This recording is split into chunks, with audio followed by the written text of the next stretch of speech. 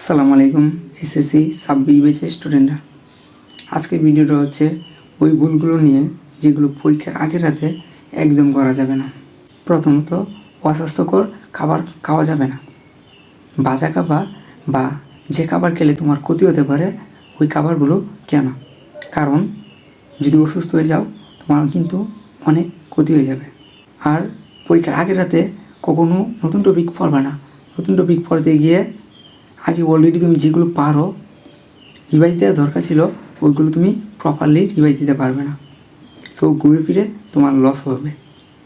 তাই পরীক্ষার আগের রাতে কোনো নতুন টপিক ধরবে না। মনে রাখবে পরীক্ষার আগের রাত শুধুমাত্র রিভিশন দেওয়ার জন্য। তুমি এতদিন যা কিছু পড়েছ, যা কিছু শিখেছ ওইগুলো শুধু রিভিশন দিবা। আর অ্যাডমিট কার্ড, রেজিস্ট্রেশন, কলম, ফাইল যাবতীয় যা আছে ওইগুলো সকালে খুঁজবে না। তাহলে কী করতে হবে?